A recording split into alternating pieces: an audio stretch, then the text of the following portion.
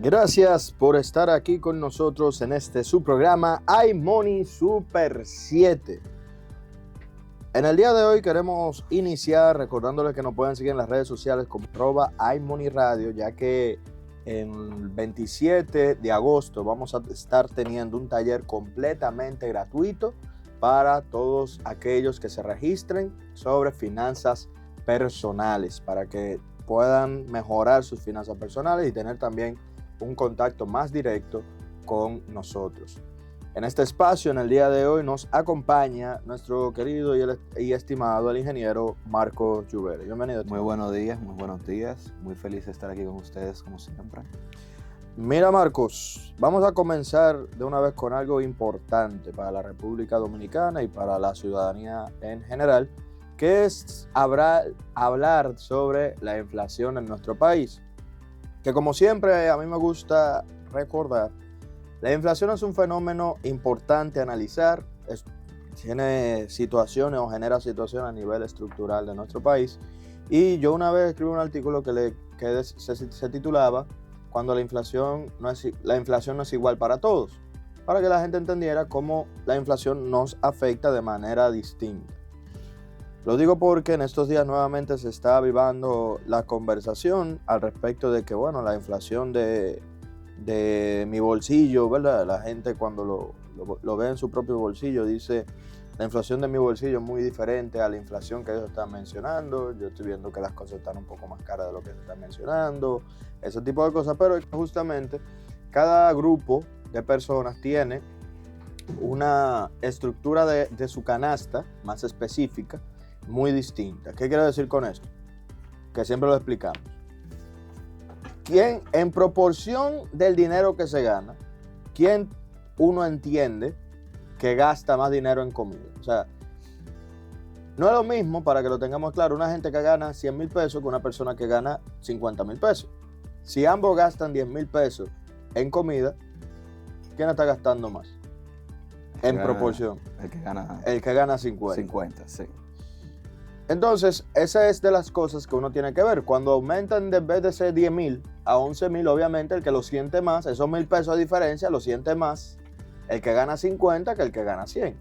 ¿Por qué? Porque al final siguen gastando ese 10% o alrededor del 10% de lo que consumen, pero el impacto es diferente.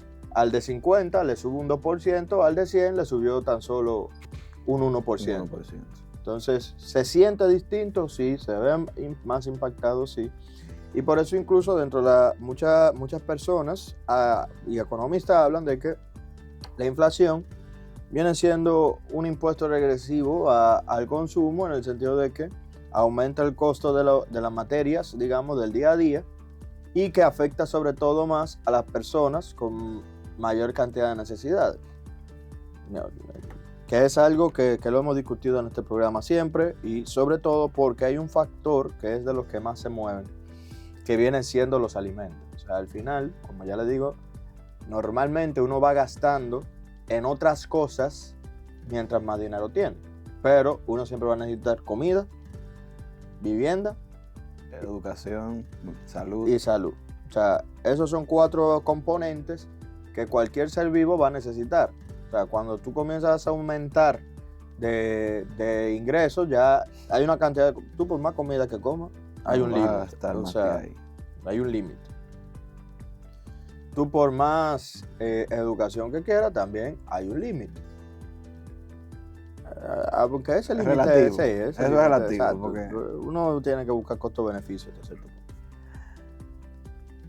Así también, a nivel de salud, también puede ser en el infinito, pero normalmente tú no, si tú te o sea, una persona que no tiene... Una gente que vaya al médico no porque se haya sucedido algo, también tiene un límite. O sea, ya y saldría de la norma si tiene alguna emergencia o alguna condición que le obligue. Pero eso tampoco está dentro de tu canasta natural, ¿verdad? O sea, al final tú como que te estabilizas en un punto. Hasta si tú tienes una enfermedad crónica, digamos, vamos a decir una insulina, ¿verdad? Una diabetes, ¿verdad? Tú al final tú sabes cuántos medicamentos tú vas a necesitar, tú hasta puedes hacer un presupuesto porque tú sabes que lo vas a necesitar hasta el resto de tu vida, digámoslo así. Hasta que se invente algo nuevo. Y asimismo la vivienda también, tú puedes seguir subiendo, pero tú también te vas planteando un límite. Entonces, todos esos factores sí son esenciales, pero hay situaciones donde cuando tú estás en el límite inferior, obviamente, tú lo sientes más. Bien, dicho esto, vamos a analizar las informaciones de julio de la inflación de nuestro país. Que lo quiero explicar, iniciamos con esa explicación para que la gente se pueda mentalizar y veamos entonces esta inflación que, recordemos, es un promedio, porque muchas veces, y sucede, y lo vamos a ver, porque el mismo informe, valga la redundancia, lo informa, lo menciona y lo dice, y los datos están ahí, eso no es nada alocado. Cómo la inflación se va distribuyendo mirando diferentes sectores. El primero, julio 2025, es la inflación que vamos a analizar en el día de hoy, la cual a nivel interanual está muy buena. ¿Por qué? Porque ha llegado a ser de 3.40, reduciéndose un poco respecto al mes anterior, que tiene 3.56, que fue de 3.56% en junio, y ahora en julio un 3.40. Eso nos refleja algo importante de que, bueno, nosotros estamos con esta situación, nosotros estamos con una mucha mejor inflación que la que teníamos el mes pasado. Una reducción significativa, los precios están estables y esto da una buena señal. ¿Cuál puede ser esta buena señal que estoy mencionando? Bueno, de que hay espacio para que la inflación suba. Se oye contradictorio, pero eso es positivo. Hay espacio para que la inflación suba. ¿Por qué? Porque nuestro objetivo de inflación es 4% más o menos un 1%, o sea, entre 4 a 5%. Es por lo menos una visión general y donde yo siempre digo que todavía esta inflación se mantiene estable por el simple hecho del precio de los combustibles, que obviamente va absorbiendo mucha de esta inflación, porque recordemos que los precios de los combustibles llevan un tiempo sin moverse demasiado. Y bueno, el tema es que se cambió el precio del combustible, todavía estábamos en pandemia o saliendo de pandemia. En un proceso, ¿sabes? En un proceso saliendo de pandemia, que eso ya hace casi 3 años. Más o menos. No, bueno. Se ha movido, o sea, al final se mueve un chin hacia un lado, hacia el otro. Pero no de manera significativa. No de manera como pasaba antes, que tú tenías que estar pendiente todas las semanas para ver cómo se iban a... Ni para arriba ni para abajo, exacto. O sea, como los detalles de eso, bueno, son reales. Al final el movimiento de la gasolina se ha mantenido muy estable, el precio de la gasolina, y justamente por eso donde uno llama la atención o menciona, mejor dicho, que se tiene que analizar todavía más, viene siendo en la inflación subyacente. ¿Por qué en la inflación subyacente? En esta inflación subyacente, recordamos, se eliminan factores o se dejan de tomar en consideración factores que naturalmente se consideran muy volátiles, entre ellos el combustible, algunos alimentos, etcétera, etcétera, etcétera. La electricidad también, que además de eso,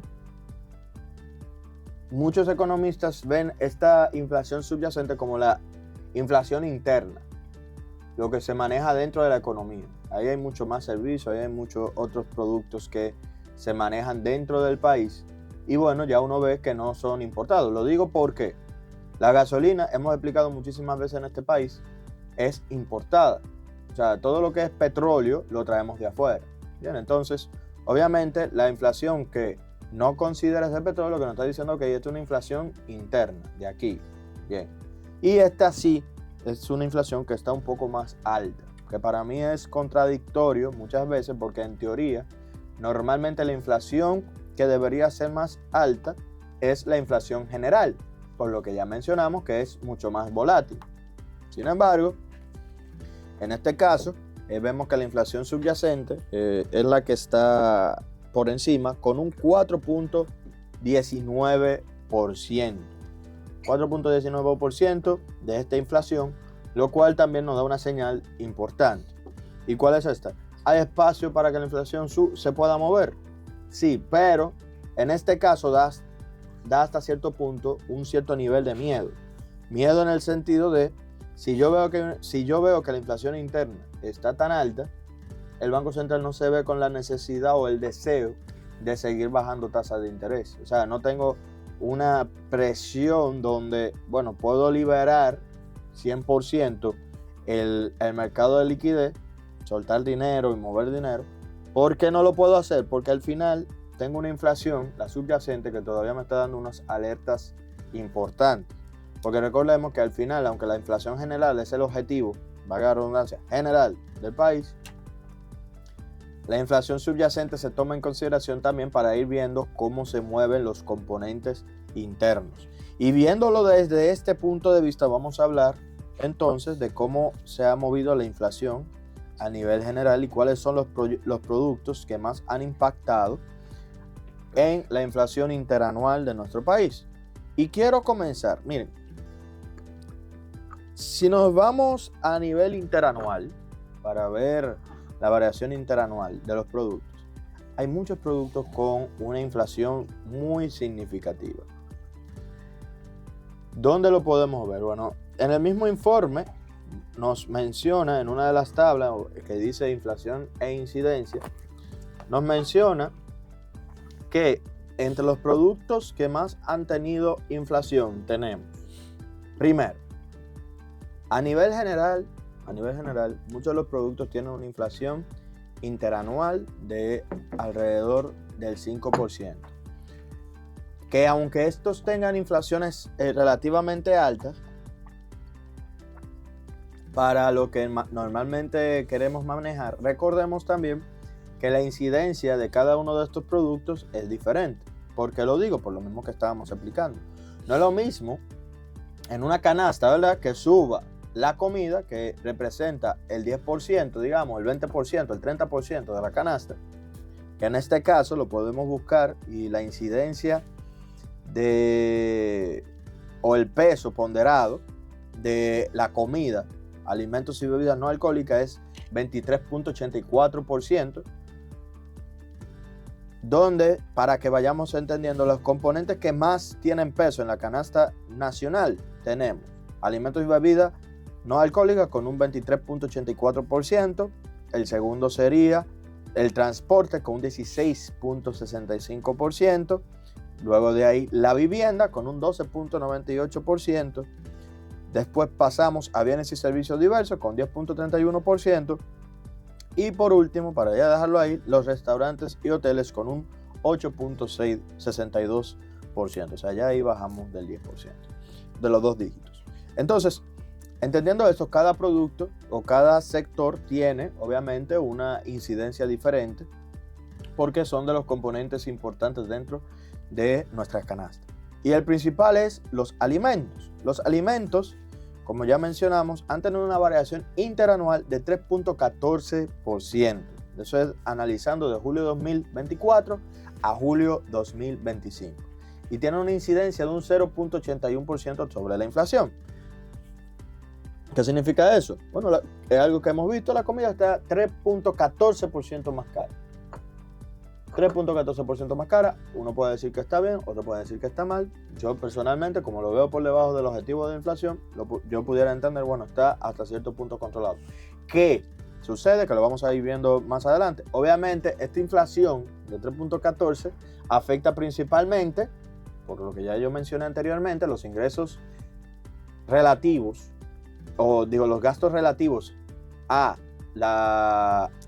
los ingresos de nuestro país. Va a depender también bajo el mismo criterio, va a depender de cuánto uno gane. Las personas que están en el límite inferior de esta medición son las personas que van a sentir más los efectos de esta inflación, ya que van a tener que dedicar un poco más del porcentaje de su salario, claro, para poder obtener estos bienes. No que van, bueno, sí, exacto, es que dedican, exacto. Dedican. A diferencia de las personas que se encuentran en el límite superior, que sí ven el aumento de los precios, pero no sienten tanto el efecto, ya que tienen más dinero a su disposición. Otro de los puntos que podemos ver aquí, por eso que lo mencionaba, muchos de los componentes de la inflación están por encima del 5%. Hablamos primero del alimento porque para mí es de lo más importantes. No, todo el mundo come y varias veces al día. Exactamente. Bueno, Debe de Eso comer. es lo ideal. Exacto. Ojalá y lo hagan. Bueno, también, porque ahora está lo que es el... ¿Cómo es El ayuno intermitente. el ayuno intermitente? Que vamos a entrar en esos temas Wow. otro día. Entonces, cuando comenzamos a ver la inflación de los productos que más, las categorizaciones que más tuvieron inflación, aparece una que yo creo que al pueblo le duele. Que es muy importante para el pueblo dominicano. Bebidas alcohólicas y tabaco tienen una inflación de 5.92%. Yo lo he sentido. Sí, sí, te has sentido, sí. Uno que ha tenido que bajar la cantidad de... Yo no consumo tantas bebidas alcohólicas Ahora. como cuando era más joven. Que yo no soy tan viejo tampoco, pero Sí, la última pero vez que fui a comprar, sí dije como que wow, eso está como está caro. un poquito más caro. Sí. Y así tal vez lo sentirá mucha gente, como yo digo también, es uno de los componentes que uno tal vez no tenga dentro de la canasta general. Hay gente que sí, y por eso también cada canasta es un mundo, como ya vamos mencionando, y esta ha tenido una incidencia baja dentro de la inflación general, de la canasta general, que ha sido de 0.14%, aunque sabemos que hay personas que como esto le tiene un factor importante dentro de su economía personal, bueno, le estará dando un poco más fuerte, un poco más duro.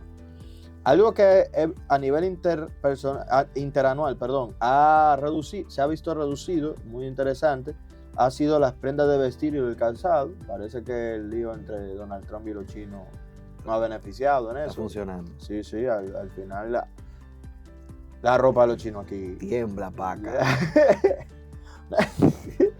Tiembla, paca. Tiembla, Está paca. buena esa. Pero que justamente pues, estamos viendo que ha tenido una reducción del 1.35%, o sea, la ropa se ha visto con una reducción negativa, eso también es algo bueno. O sea, todo lo que baje para inflación ahora mismo la gente lo va a ver como algo positivo.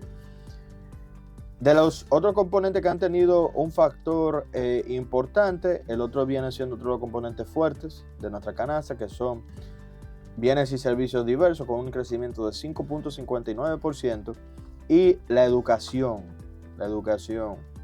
la cual ha tenido un crecimiento interanual de 5.58%.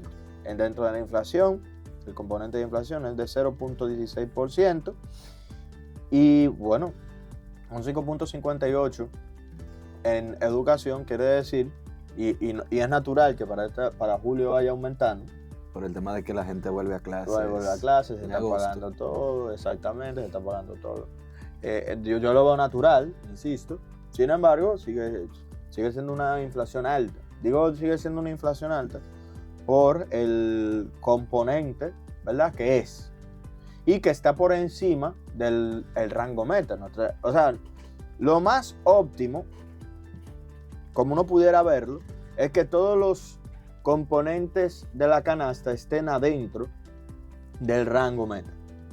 O sea, al final, si todos los componentes están entre 3 y 5, tú dices, ok, no hay un solo componente que está cargando todo, sino más bien que bueno, la inflación se está manejando estable entre todo el país, alrededor de todo el país. Y eso afectaría de una manera muy parecida a todos dentro de la economía nacional. Como no es el caso, los componentes tal vez dentro de las canastas más bajas, que lo vamos a ver más adelante, como ya mencioné, pueden estar siendo muy afectados, como son, ya mencionamos, los alimentos. Mientras que otros, como pudieran ser, vamos a ver cómo están, aunque también está alta los restaurantes y los hoteles, que también está en 5.27, son los que tal vez se ven entre las personas con una mayor cantidad de ingresos, Mayor poder adquisitivo. lo de mayor poder adquisitivo, exactamente. Aquí aparece algo por lo menos bueno para las consideraciones generales, y es que tanto el transporte como la comunicación, el transporte solo aumentó interanualmente un 2.28% y las comunicaciones un 1.41%. Que considerando que uno siente que a nivel de conectividad estamos mucho más conectados, ¿verdad? Los planes tienen un precio mucho más asequible. y te están dando algo más que lo que daban antes. O sea, al final uno gasta pero recibe más. Se ve algo positivo ahí. Pues podemos ver tanto a nuestros amigos de Altiz como de Claro también haciendo esos esfuerzos. Y dentro del transporte, para el dominicano es importante el transporte. Con una inflación de un 2.28 todavía está muy bueno. Ahora, me parece interesante que de los 5 aspectos que tú mencionaste, que de los que tienen más incidencia, que son como lo básico. Lo básico, 3 de ellos están por debajo de 4, que son la vivienda, el transporte y la salud está por encima de 5. 5.04. Sí. Pero queda la vivienda y el transporte queda por debajo de 2. Exacto. La vivienda, bueno, ya que lo mencionas, la vivienda por debajo de 3 fue. La vivienda está en 2.59%, que esto también me llama la atención.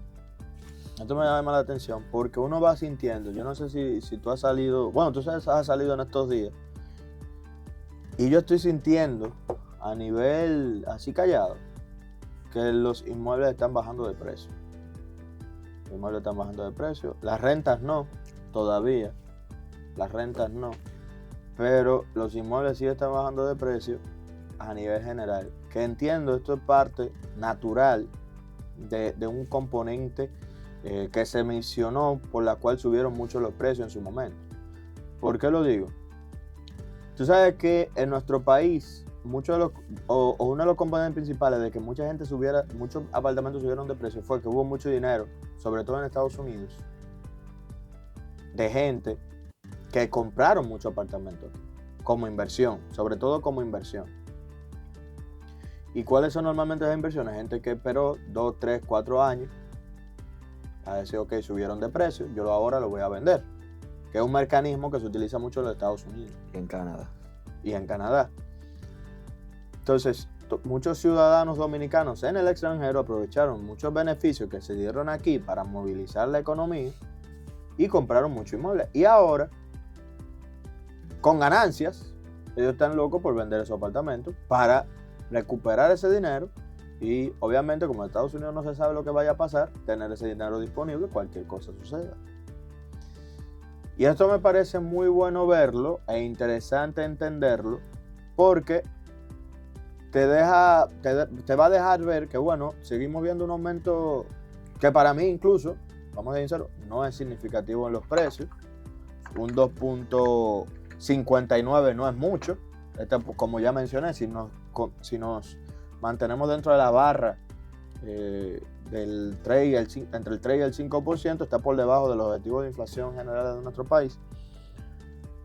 Y esto significa que, bueno, no está creciendo tanto como se esperaría en ese componente en específico. Entonces, esto es positivo para el sector de la vivienda en una parte, pero para el consumidor a pie, yo se lo digo a la gente, ahora yo entiendo que es una etapa donde puede ser mejor esperar a ver qué sucede. Porque si todo el mundo comienza a vender sus apartamentos y se comienza a terminar de construir todos los apartamentos que estaban en plano, que la mayoría dijeron 2025 es el año de entrega, aquí lo que va a suceder, que era el año que yo estaba esperando, que yo se lo decía a la gente, entre el año 2025 y 2026. Sí, esa conversación la tuvimos nosotros el año pasado. Aquí es donde todo el mundo se va a dar cuenta que va a suceder lo que sucedió, o se va a parecer mucho a lo que sucedió con la mascarilla. Que todo el mundo, la mascarilla estaba cara, todo el mundo comenzó a traer mascarilla de China, llegaron todas las mascarillas juntas, y aquí sabrá Dios quién le iba a comprar mascarilla a quién, porque aquí estaba todo barato. Después, cuando llegaron todos juntos, había un exceso de oferta. Está pareciendo que va a suceder lo mismo con los inmuebles, donde hay inmuebles que ya, yo he escuchado de inmuebles que incluso valían 13 millones de pesos y ahora valen 11. Lo están intentando vender a 11. Que tú sabes que esos precios que te dicen de 11 o cosas así, después tú le dices otra cosa, tú lo bajas todavía más. ¿Tú entiendes? Entonces, eso se está viendo justamente porque estamos teniendo ya un exceso de oferta y la verdad es que la gente no está dispuesta a pagar los préstamos relacionados con tener una vivienda solamente por tenerla parqueada ahí. Porque para eso hay muchas mejores opciones de inversión que simplemente tener un apartamento vacío esperando a ver qué sucede. Y pagando todos los impuestos que eso conlleva. Siguiendo viendo el informe, analizándolo todo, aquí hay un componente interesante, viendo el informe al detalle, Marcos. Tú sabes, el informe te va dando la inflación intermensual. Justamente si lo vemos en los componentes de los gráficos, aquí podemos ver que las bebidas no alcohólicas tuvieron una inflación negativa. O sea, los alimentos y bebidas no alcohólicas tuvieron una inflación negativa tanto en abril, mayo y julio. O sea, se comió menos. No se comió menos, perdón. Tuvieron, digamos, unos componentes, pueden ser tanto de oferta o de demanda, que hicieron que al final se fueran reduciendo los precios a nivel intermensual, que eso es positivo. Y ahora en julio, de repente, sube a 0.47. Aquí me da dos componentes interesantes. Que vinieron familiares de fuera y se está comprando más comida. No, para mí viene siendo un anticipo a la entrada de las escuelas. Que esto también es algo interesante que yo creo que muy pocas veces dentro del gobierno se va analizando. Algo que yo aplaudo, pero que como digo, la economía no es tan simple como muchas veces queremos hacer. ¿Qué sucede con julio? Julio es la antesala de los componentes que nosotros hablamos. ¿Cuál es? La educación comienza en agosto, julio-agosto. Entonces, cuando algo ya viene, no solamente sube el mes que vino, sino que normalmente tiende a subir los meses previos. En otras palabras, julio se vuelve una antesala del sistema de educación. ¿Por qué? Pues vamos a decir que todo el país se volca a alimentar a los estudiantes. ¿Te refieres a las comidas que están en la escuela? Exactamente. Okay. Ahí comienzan a aparecer, miren, yo no voy a venderte un plátano ahora, porque ese mismo plátano, el mes de agosto, me lo van a comprar en un mes. Si yo ya lo tengo plantado, me lo van a comprar mucho más caro. ¿Quién me lo va a comprar? El mismo gobierno. ¿Y por qué me lo va a comprar el gobierno? Porque ellos quieren alimentar, que estoy aplaudiendo, y eso siempre ha sido bueno en esa política. Ellos quieren alimentar a la población, dándole proteínas, dándole comida, para que los jóvenes, los niños tengan comida suficiente, buena y de calidad, para poder hacer frente al sistema de educación. Y ahí está uno de los componentes interesantes. Si te das cuenta, justamente los 3 meses que no había escuela, bajan, o que ya se está esperando que no haya escuela, comienzan a bajar los precios. Sí, porque mayo y junio. En mayo salen la mayoría de los estudiantes y en junio se hacen la prueba nacional. Por eso que te digo, entonces ya ahí desde abril, ya en mayo los precios comenzaban a bajar, porque ya yo te estoy diciendo, mi hermano, ya solo me quedó un mes. Si usted no me vendió eso, no me va a vender nada hasta el nuevo año escolar. Entonces la gente dice, no, espérense, está bien, vamos a bajarle de precio, venga. Ya en mayo, ya todo el mundo está afuera. Yo te estoy comprando lo que sobra. No, tú no me puedes vender igual de caro. Entonces en junio como que si tú ves, va ya menos 0.02. Junio ya viene esa ola. Que ahí lo que quiero decir es que existen ciclos económicos interesantes que van de la mano. No sé, porque en la misma gráfica podemos notar cómo en diciembre sube. No, claro. Bastante. ¿Por qué tú crees? O porque la cena navideña. Claro. En diciembre nadie hace dieta. Nadie está vamos a hacer gimnasio, no. Diciembre vamos a comer bueno y vamos a disfrutar con la familia. Y como les digo, estos son analizando las inflaciones intermensuales, o sea, mensual, ¿verdad? O sea, de un mes al otro. Que ahí mismo ya uno lo comienza a ver. Otro grupo que tiene, y es muy estable, que a mí también me ha llamado la atención, fue el grupo de la vivienda, el cual en promedio se va moviendo alrededor de un 0.20% intermensual, y para julio generó el gran salto del 0.74% intermensual. ¿Qué pasa? ¿Cómo que pudiéramos ver esto y analizar esto? esto no tiene nada que ver con, no creo que tenga que ver mucho con el colegio, sino más bien con lo que les estábamos mencionando antes. Ha habido una mayor cantidad de constructoras y de proyectos en entregar, aumentando los precios generales de la vivienda, y muchas viviendas han entrado al mercado en venta con un precio mucho mayor de lo que tenían antes. O sea, que yo siempre lo he explicado esto. Por ejemplo, ahora cualquier apartamento te quieren cobrar, donde sea, $200,000. $200,000. Y si en el centro son $200,000 por una habitación, y tú dices, ¿dónde es que está eso? Una choza. ¿Qué es lo que tiene? No es porque tiene un gimnasio en el techo, pero es que ahí voy. Muchos de esos apartamentos que tienen ese gimnasio en el techo y tienen espacios más grandes, que al final tú no lo tienes en tu casa. ¿Por qué que lo están apareciendo? Son de los que se vendieron en el 2022-23. Con esas especificaciones. Con esas especificaciones que se iban a vender hoy. Entonces, muchos de esos inmuebles se compraron. No fue pensando en yo tener el dinero o yo utilizarlo, sino que se compraron ¿con qué intención? Con yo revenderlo ahora. Entonces van desde julio, se comienzan a ver muchos proyectos que ahora tú, en serio, tú te metes a revisar apartamentos de 1, 2, 3 habitaciones, y si tú encuentras un apartamento que lo estés comprando por menos de $150,000 en zonas populares, porque no te estoy diciendo en el centro, porque Evaristo Morales y nada de eso, no. Básicamente cualquier apartamento. Te estoy diciendo, vete para Bellavista y búscate un apartamento de una familia con 2 muchachos y una pareja, que son de 3 habitaciones, y ya se mete a 170, 180, $200,000. Dólares, perdón. Bueno, si fueran pesos yo compro 5 mañana, ¿verdad? Porque hay que aprovechar. Pero como son dólares, eso hay que multiplicarlo por el 61. Y se metan $12 millones de pesos. 12 millones de pesos, así mismo. 12 millones de pesos un apartamento. Y tú dices, mis hermanos, mis estimados. Y vamos a lo mismo. Son apartamentos que comienzan a valer 12 millones de pesos, pero no, ni siquiera tienen el gimnasio, los áreas comunes grandes, ni nada de eso, sino un apartamento cualquiera. Yo supongo que también debemos incluir el gasto de mantenimiento mensual en estos gastos de vivienda. Porque no solamente comprar el apartamento. También. La luz. Los servicios básicos del apartamento. La mensualidad, si se tiene una junta de vecinos o un mantenimiento ya para la estructura.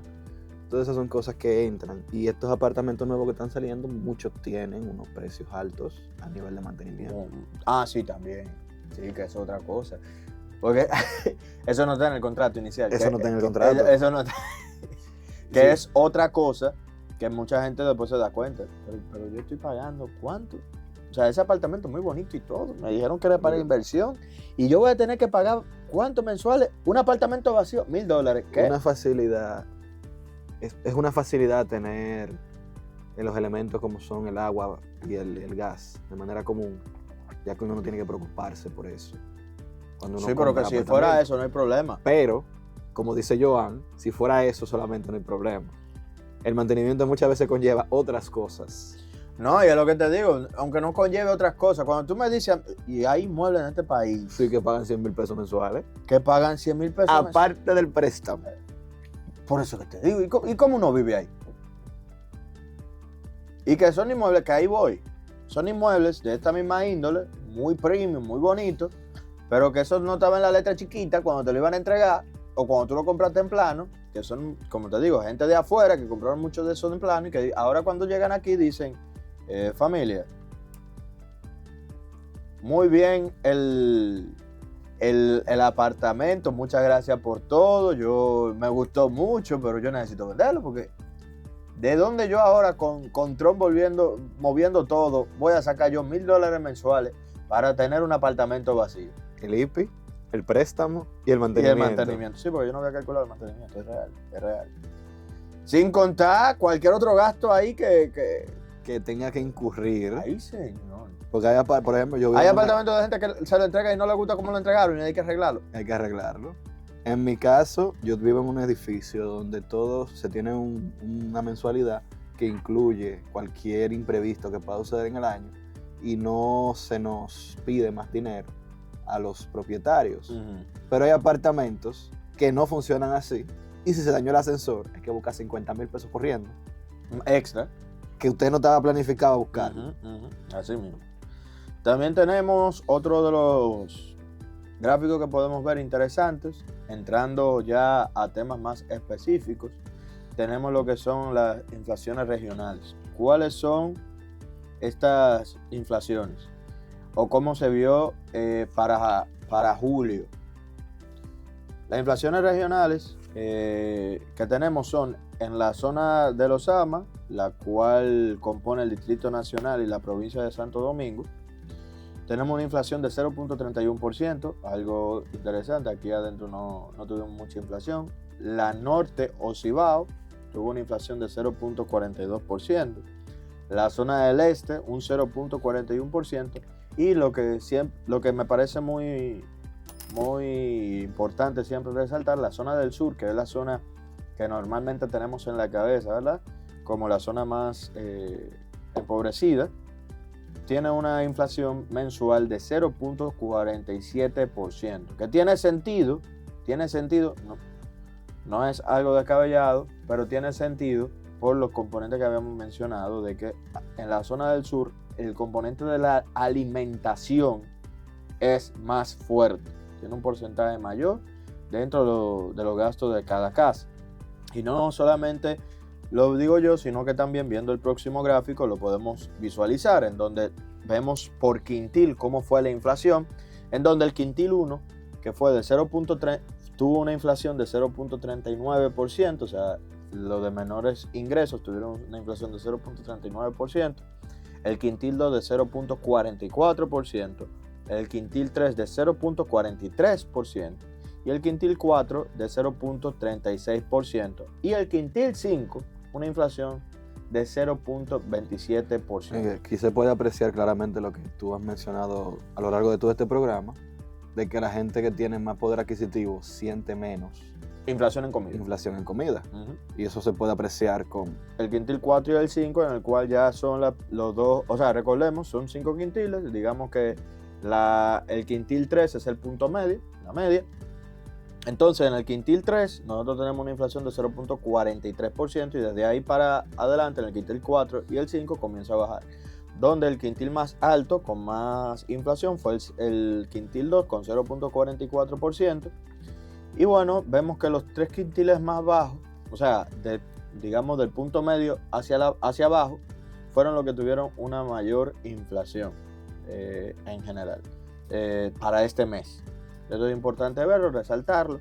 Y algo que siempre me gusta ver es comparar el quintil 5 con el 1 para ver, bueno, qué tanto fue la diferencia. Y vemos que fue una diferencia de casi un 70%, ¿verdad? Entre ambos inflaciones. Entonces, estamos viendo que, bueno, la inflación ha sido real, fuerte,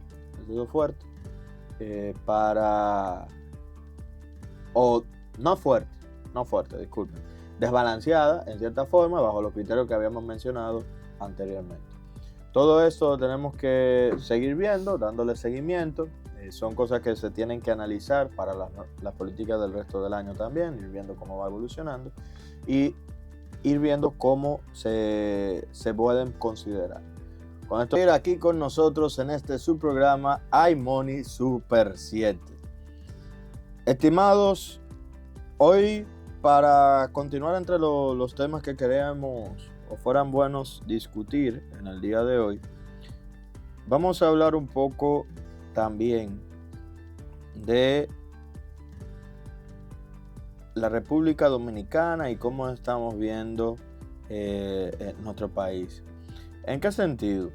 Bueno, el CRES ha vuelto a dar una voz de alerta que, bueno, en este programa lo hemos dado varias veces y me parece importante visualizarlo, que es que la República Dominicana, y esto no debe de ser una sorpresa para nadie, digo que no debe ser una sorpresa para nadie porque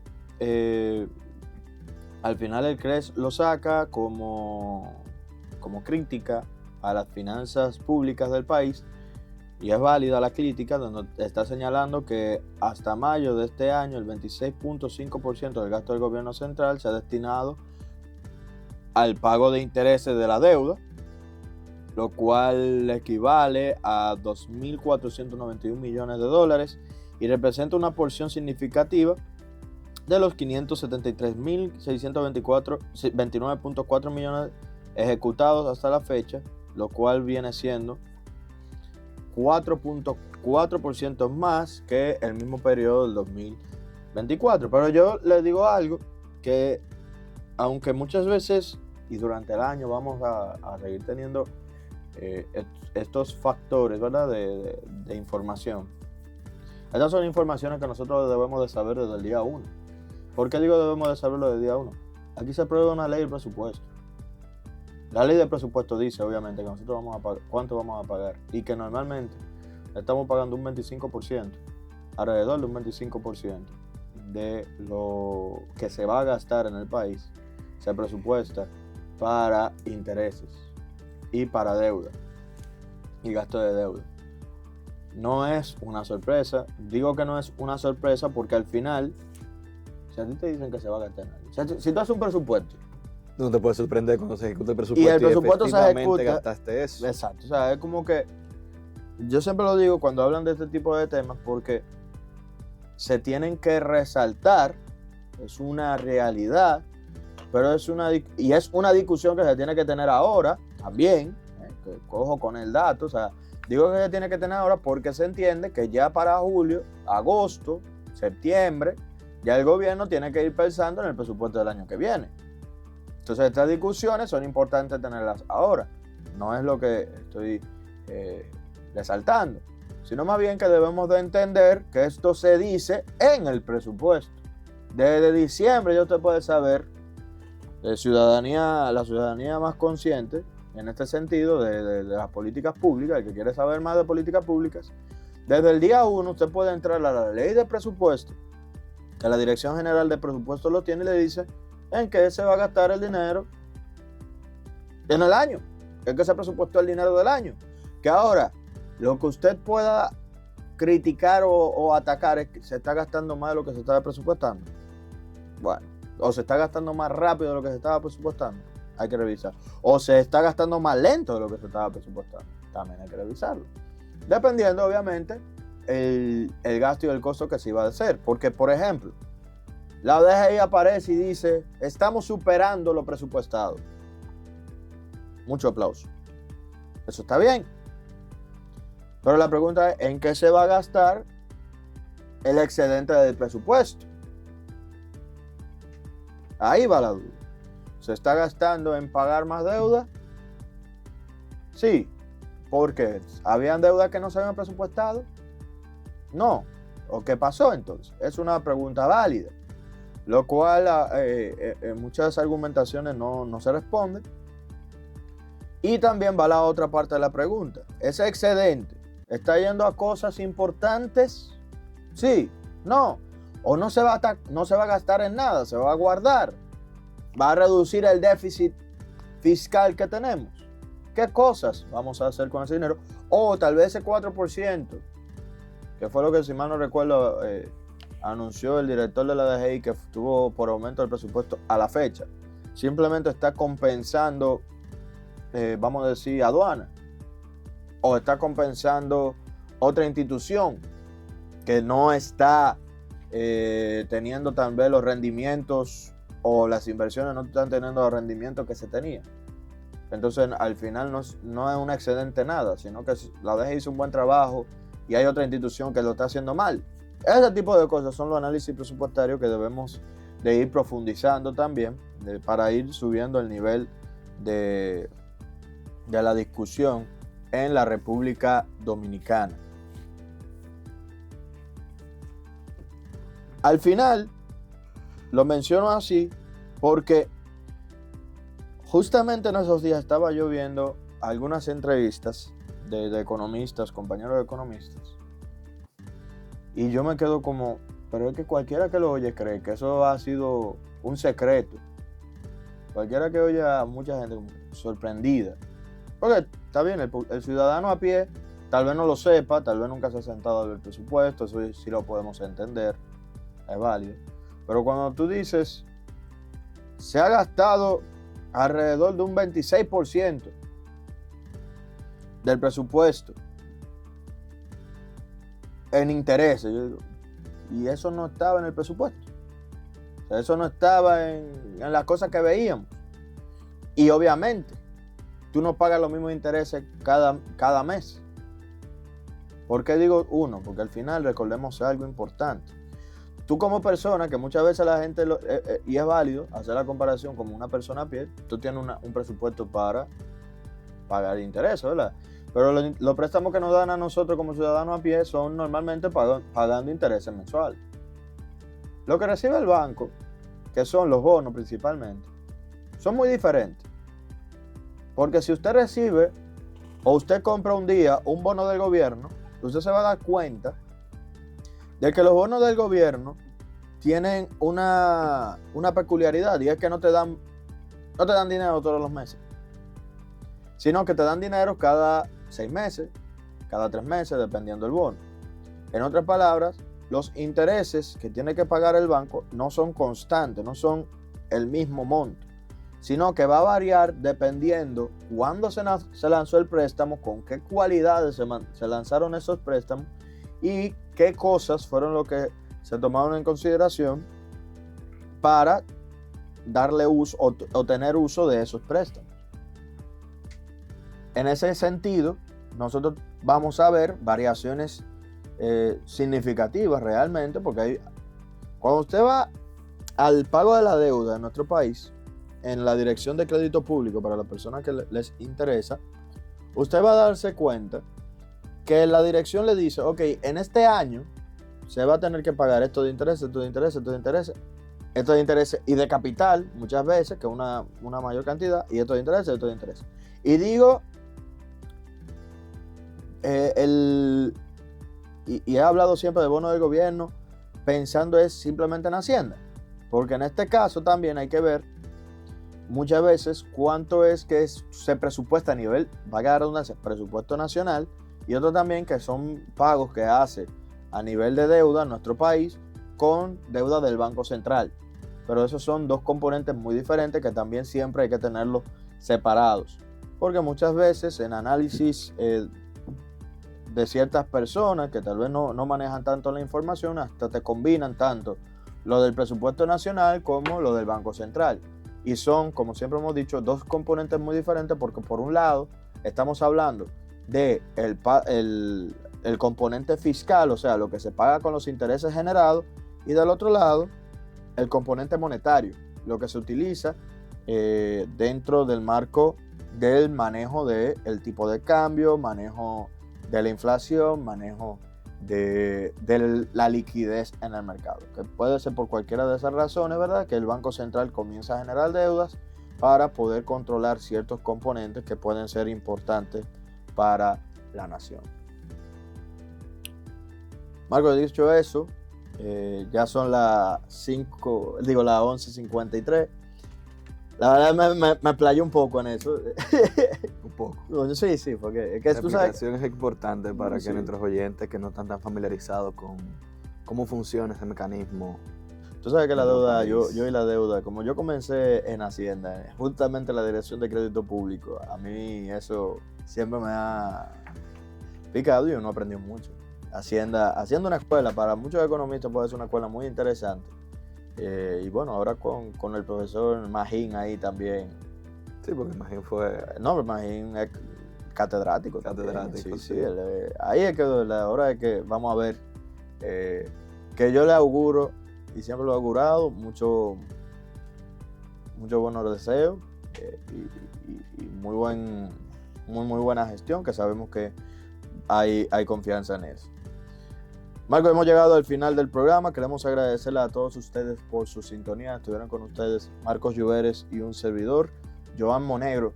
Quiero resaltar y recalcar que nos pueden seguir en las redes sociales como @iMoneyRadio para que puedan seguirnos y también registrarse en el taller completamente gratis de finanzas personales. Síganos en las redes sociales como @iMoneyRadio y ahí se pueden registrar. Ese taller va a ser completamente gratuito este 27 de agosto. Es en línea, o sea, se puede registrar porque va a ser en línea por Zoom. O sea que desde cualquier lado del país nos pueden contactar para justamente ser parte. Con esto dicho, hemos llegado al final. Recordarles que pueden seguir en sintonía y sigan en sintonía en esta su emisora, la Super 7.